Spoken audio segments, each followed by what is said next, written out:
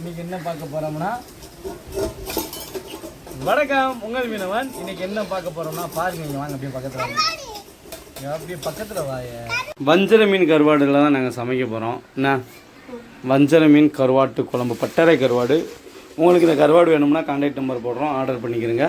இந்த குழம்பு உண்மையிலே பயங்கரமாக மணக்கும். எப்படின்னு சொல்கிறத இந்த வீடியோவை பாருங்கள்.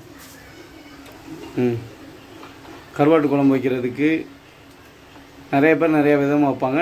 நம்ம ஏரியாவில் வைக்கிற மெத்தடை பண்ண போகிறோம். முதல்ல எண்ணெயை ஊற்றிக்கிடுவோம்.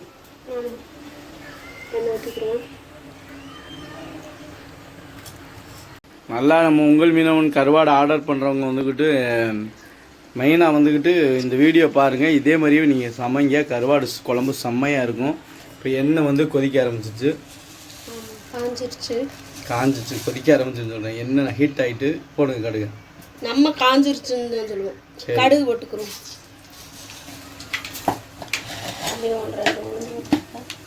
கடுகு, உளுந்து,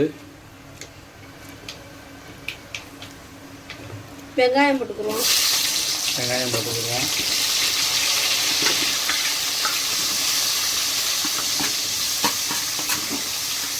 கரெக்டாக அன்றைக்கி பார்த்த மாதிரியே இருக்கு. அன்றைக்கி ஏதோ ஒரு குழம்பு வச்சு அதுக்கும் இதே மெத்தடியாக தான் இருக்குது. குழம்பு வைக்கல, கிரேவி பண்ணியோ, அதுக்கும் இதே மாதிரியே தான்.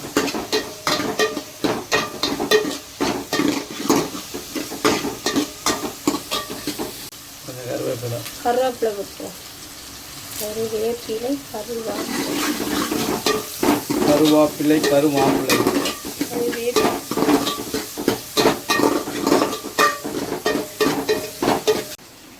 தக்காளியும் பச்சைக்காய், தக்காளி, பச்சை மிளகாய்.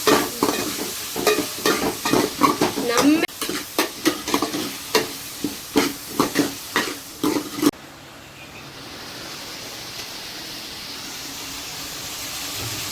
என்னது முருகை போட போறியாங்களா? கத்திரிக்காய் போட போறேன். ஓகே, கத்திரிக்காய்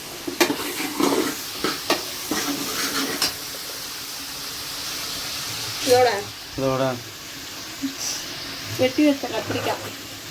வெட்டி வச்ச கத்திரிக்காய் என்ன? கத்திரிக்காய் வந்து தண்ணிக்குள்ள வெட்டி போட்டுருக்குங்க. அப்போதான் அந்த கருப்பு மாதிரி எதிராது சொல்லுவாங்க.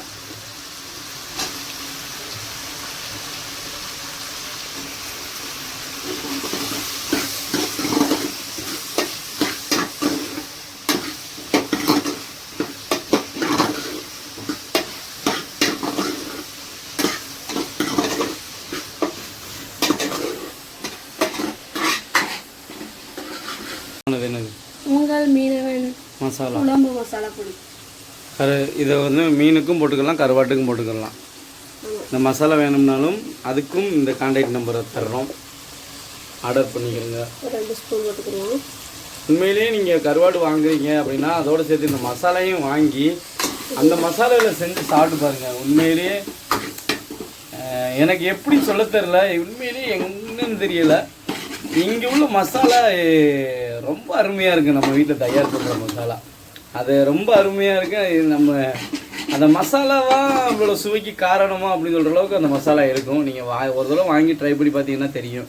நம்ம இன்னும் இந்த மசாலா வச்சு நாங்கள் நிறைய இது பண்ணியிருக்கோம். மீன் குழம்புக்கு மட்டும் இல்லை, கருவாட்டு குழம்புக்கு மட்டும் இல்லை, கறி குழம்புக்கே இந்த மசாலா அப்படி தான் வைப்போம். செஞ்சுக்கிட்டு இருக்க கத்திரிக்காய் தொக்கு, தேங்காய். எல்லாரும் நினைப்பீங்க ஏன் மஞ்சள் மஞ்சள் வெள்ளை வெள்ளையில தான் இருக்கும், தண்ணி அதிகமாக போயிடுது. அதனால ஒரு 1/2 ஸ்பூன் நம்ம குழம்பு மசாலா பொடியை போட்டுட்டேன். அதனால் அப்படியே தட்டிடுவோம்.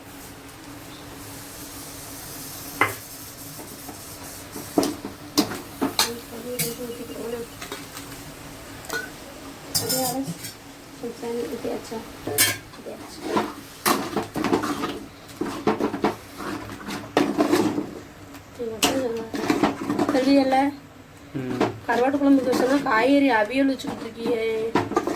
அதான் கத்திரிக்காய் கிரேவி செஞ்சுட்டேன்.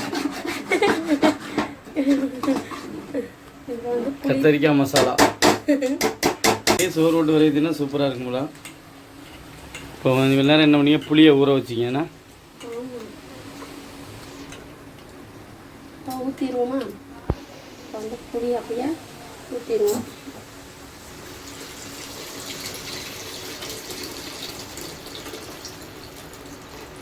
இன்னும் கொஞ்சம் தண்ணி தேவைப்படுகிறது, அதனால் இந்த தண்ணி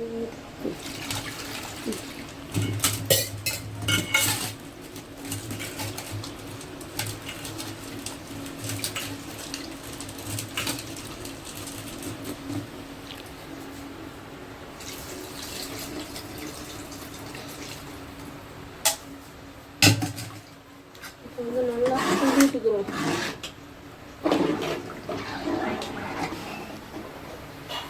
நல்லா கிண்டி விட்டாச்சு. கருவாடு எடுத்துக்கிறோம். கருவாடை எடுத்துக்கிறோம்.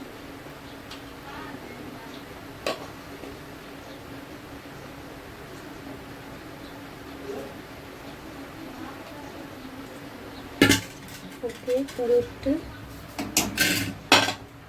மூடி வச்சுருவோம். உப்பு போடாதீங்க, பார்த்துக்கிட்டு உங்களுக்கு.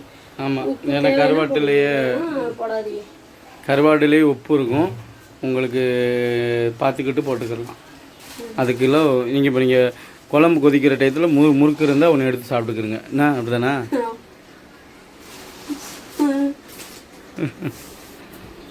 குழம்பு மனம் அங்கே இருந்துச்சு, அங்கே வாழ வச்சு அதோட சிஸ்கிலின் குழம்பு ஸ்மெல் வந்துருச்சு, வாங்கன்னு சொல்லி கூப்பிட்டு வரேன். பாருங்க, கருவாடை எங்க? கருவாடையே காணும். கருவாடு இல்லாமல் இருந்தது தான். அந்த முள் எடுத்து காமி. முள்ளையும் தேட அப்புறம் எடுத்தியே. கருவாடு இல்லாமல் இருந்தால் தான் இது நல்ல கருவாடு. கருவாடு இருந்தது முள் மட்டும் தான் இருக்கும். கருவாடு இருந்துச்சுன்னா அது வந்துக்கிட்டு சரியில்லாத கருவாடு. ஏன்னா பற்ற கருவாடு வந்து குழம்புல கரைஞ்சிடணும். பாருங்கள், கரைஞ்சிருச்சு அப்படியே குழம்புல. அப்படியே அந்த குழம்பு அப்படியே சோத்தில் ஊற்றி சாப்பிடும்போது செம்மையாக இருக்கும். பாருங்க, அப்படியே அந்த பீஸாக சின்ன சின்னதாக அப்படி கிடக்கும் குழம்புல. அந்த சின்ன சின்ன வெள்ளையை மிதக்குது பார்த்தீங்களா, அது போல் அந்த கருவாடு தான்.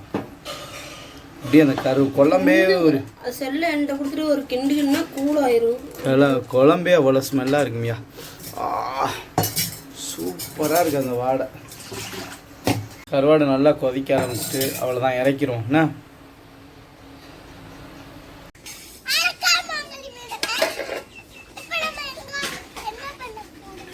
என்ன பண்ண போகிறோம்னா கருவாடு சம்பளா வஞ்சர மீன் கருவாட்டு குழம்பு. அப்படியே இந்த குழம்பு பார்க்கவே எவ்வளோ சூப்பராக இருக்குது பார்த்தீங்களா. அப்படியே இந்த குழம்பு வந்து பட்டறை கருவாடுனால என்ன ஆகும்னா அப்படியே அந்த இது கரைஞ்சிரும். அந்த குழம்புல கரைஞ்சி அந்த குழம்புல தான் அந்த சுவை இருக்குமோ ஒழிஞ்சு நம்ம மீன் மாதிரி தனியாக அப்படி எடுத்து இப்படிலாம் சாப்பிட முடியாது. இப்போ வந்து நான் முதல்ல எங்கள் செல்ல குட்டிக்கு ஊற்ற போகிறேன் இந்த குழம்ப. என்னம்மா? மீன் கருவாட்டு குழம்புல எப்படிமா மீன் இருக்கும்? கத்தரிக்காய் என்னங்க குட்டிக்கு? கத்தரிக்காய் கருவாடு கரைஞ்சிரும்லடா. மீன் குழம்புல மீனை தேடலாம், கருவாடு குழம்புல கருவாடை தேட முடியுமா? இல்லடா, கத்தரிக்காய் தான் மீன் மாதிரி இருக்கும், சாப்பிடுங்க. அப்படியே நம்மளும் அப்படி ஊற்றிக்கிடுவோம். அப்படியே நம்மளும் ஊற்றிக்கிடுவோம். அப்படியே கத்தரிக்காவை தான் நம்ம தொட்டு சாப்பிடணும். நீங்கள் தனியாக தொட்டுக்கிறேன் ரெடி பண்ணிக்கிறலாம். நீங்கள் கருவாட்டு வைக்கன்னா தனியாக ரெடி பண்ணிக்கலாம். அப்படி நீங்கள் பாருங்கள்.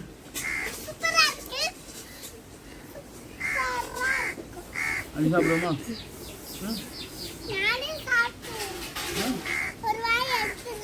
எப்படா இருக்கு?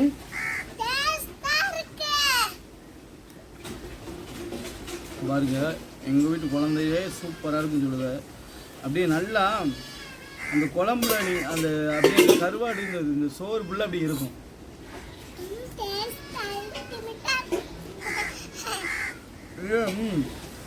ரொம்ப டேஸ்ட்டாக இருக்கும். அப்படியே நம்ம இந்த கத்தரிக்காவே அப்படியே சாப்பிட்டோம்னா, கத்தரிக்காய் அப்படி மீன் அந்த கருவாடு கத்தரிக்காய் அது எப்படி சொல்லுவாங்க, இந்த அந்த சீனி பாவில் அந்த குலாப் ஜாமுன் ஊற போட்ட மாதிரி அப்படியே அந்த கருவாட்டுக்கு அந்த குழம்புக்குள்ள இந்த திருக்க இது இந்த கத்தரிக்காய் ஊறி அப்படியே அந்த கருவாடோட சேர்ந்து இது ஒரு சுவை இருக்கும் பாருங்க.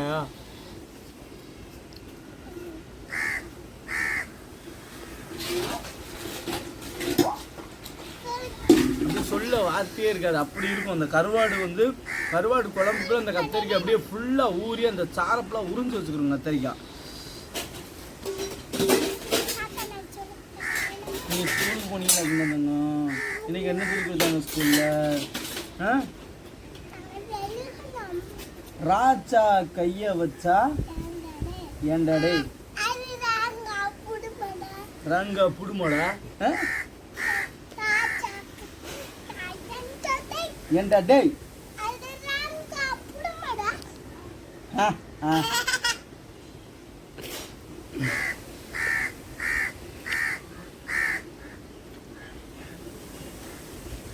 சாப்பிடுங்க, எப்படி இருந்துங்க?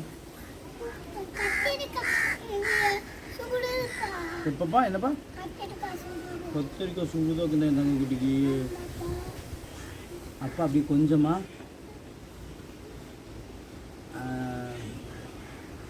சாப்பிடுங்க, சாப்பிடுங்க. சுடுதுல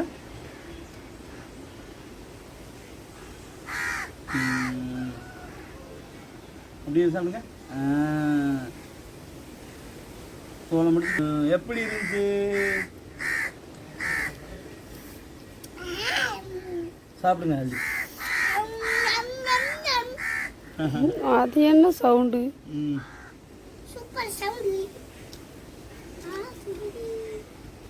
அப்படியே நம்ம கருவாடு ஒரு அப்படியே நல்லா அப்படி ஒரு வாய்ப்பு சோறு எடுத்துக்க. அப்படியே அப்படியே கத்தரிக்காய்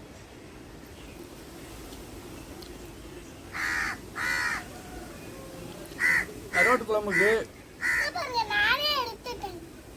இன்னும் நிறைய சேர்ப்பாங்க, அது பண்ணிக்கலாம். முருங்கைக்காய் போட்டால் இன்னும் சூப்பராக இருக்கும். முருங்கைக்காவிலேயே அந்த கருவாடு சாறு இறங்கி ரொம்ப டேஸ்ட்டாக இருக்கும். அப்புறம் மொச்சை போடுறவங்க மொச்சை பயிர் இருக்குல்ல, அது போடுவாங்க. சொரக்காய் போடுவாங்க. அப்படி நிறைய விஷயங்கள் இருக்குது. நம்ம இன்றைக்கி கத்திரிக்காய் போட்டு பண்ணியிருக்கோம். உங்களுக்கு வேணும்னா சொல்லுங்கள், நாங்கள் இந்த மாதிரி வித்தியாசமாக வேறு இன்னும் போட்டு என்னென்ன போட்டு செய்யணுமோ செய்யலாம்.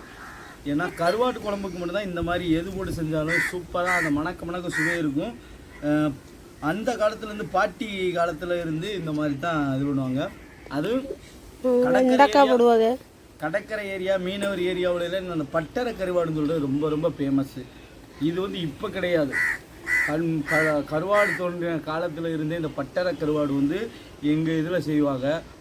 எங்கள் அம்மாலாம் வந்து கருவாடு வியாபாரமே பண்ணினாங்க. அப்போ நான் சொல்கிறது, நான் ஸ்கூல் போகும்போது எங்கள் அம்மா கருவாடு பண்ணாங்க. அப்போ ஒரு இடம் இருக்கும், பட்டறை கருவாடு, ஊரல் கருவாடு அப்படின்னு சொல்லுவாங்க. ஊரல் கருவாடுக்கு என்ன பண்ணுவாங்கன்னா, அந்த பனைத்தூர் இருக்குது பார்த்தீங்களா, அதை வந்து பத்தைன்னு சொல்லுவாங்க. அந்த பனைத்தூரை பெரிய தொட்டி மாதிரி பள்ளம் பறித்து அதுக்குள்ளே உப்புக்குள்ளே போட்டு உப்பு தண்ணி போட்டு அதுக்குள்ளே ஊற வச்சு அந்த வீணை மறுநாள் எடுத்து கழுவி காய வச்சு அப்படி செய்வாங்க. அது ஒரு முறை. அப்புறம் வந்து வெங்காச்சா கருவாடு வெறும் உப்பை மட்டும் லைட்டாக தூவிட்டு அப்படியே கழுவிட்டு அந்த உப்பை அதில் பிடிச்சி முடிக்காமல் அப்படியே காய வச்சு அப்படியே ஃபுல்லாக அதில் உள்ள ஈரப்பசவுலாம் வத்துற அளவுக்கு காய வச்சுருவாங்க. அது வந்து வெங்காச்சால் கருவாடுன்னு சொல்லுவாங்க.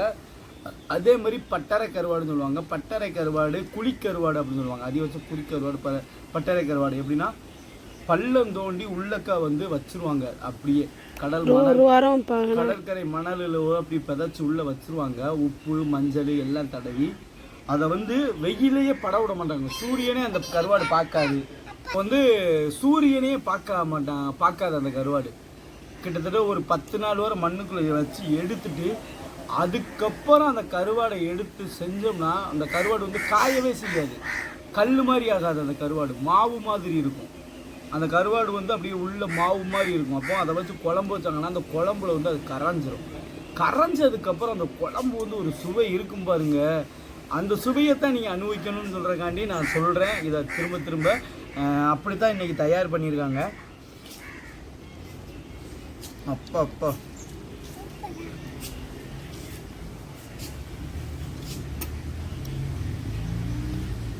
அப்படி சாப்பிடுங்களா தங்கப்பில்? அவங்களுக்கு கத்தரிக்காய் தான் பிடிச்சிருக்கான். சரி, நாங்கள் இன்றைக்கி எப்படி சாப்பிட்டோம் அப்படின்னு சொல்கிறத நீங்கள் பார்த்துருப்பீங்க. கண்டிப்பாக இன்னொரு வீடியோவில் சந்திப்போம். பாய் சொல்லுங்க தங்கப்பில்.